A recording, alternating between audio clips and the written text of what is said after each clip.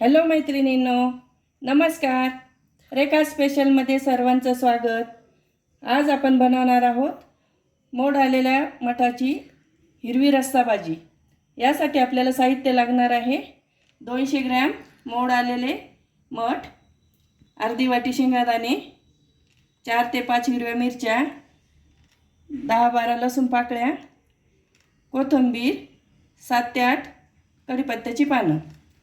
आता आपण शेंगादाणे छान भाजून घेणार आहोत. चला तर आता आपण शेंगादाणे भाजून घेऊया. इकडं कढई छान तापलेली आहे. यामध्ये आपण शेंगादाणे घालून घेऊया. शेंगादाणे आपल्याला 2 मिनिट छान भाजून घ्यायचे आहे. शेंगादाणे आपले छान भाजून झालेले आहे. यामध्येच आता आपण 1 मिनिट ह्या मिरच्या देखील भाजून घेणार आहोत. मिरच्या भाजून घेतल्यावर आपल्या मिरच्याचा जो कच्चेपणा असतो तो कमी होतो. चला तर आता आपण हे छान भाजून घेऊया.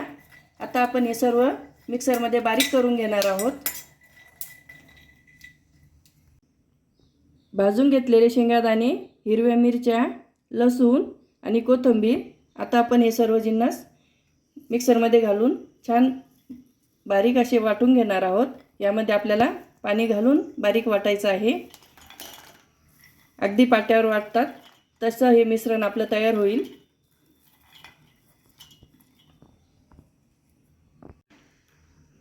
आपला मसाला हा छान वाटून झालेला आहे.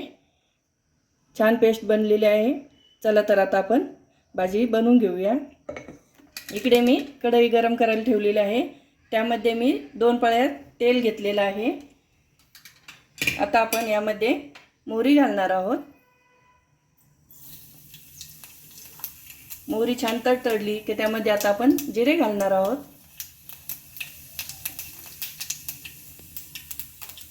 यामध्ये थोडीशी हळद घालायची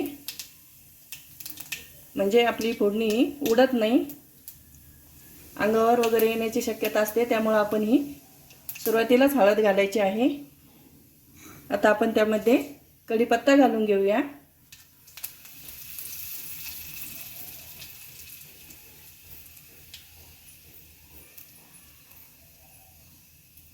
यामध्ये आपण मोड आलेली मटकी घालून घेणार आहोत. छान मिक्स करून घेऊया. 2 मिनिट याला छान मिक्स करून घ्यायचं आहे.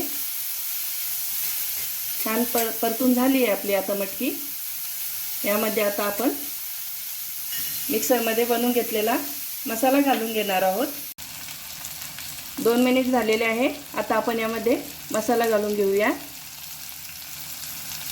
हा मसाला आपण छान परतून घेणार आहोत. तुम्ही देखील अशा पद्धतीनं हिरव्या मटकीची भाजी नक्की करून बघा. खूपच टेस्टी अशी होते. अगदी गावाकडच्या पद्धतीनं ही भाजी बनवलेली आहे.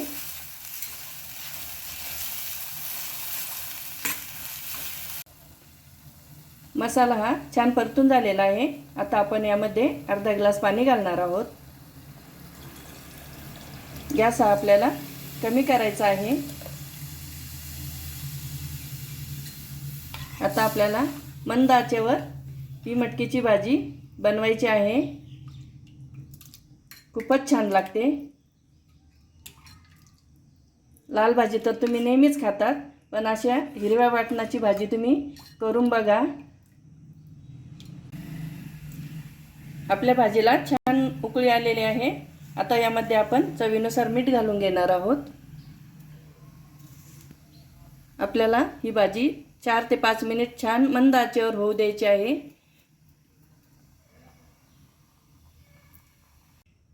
चला तर मैत्रिणींनो, तयार झाली आपली अतिशय चविष्ट अशी तोंडाची चव वाढवणारी मोड आलेल्या मठाची छान अशी हिरवी रस्सा भाजी. तुम्ही देखील अशा पद्धतीनं नक्की करून बघा. माझ्या चॅनलला लाईक करा, शेअर करा, सबस्क्राईब करायला विसरू नका. धन्यवाद.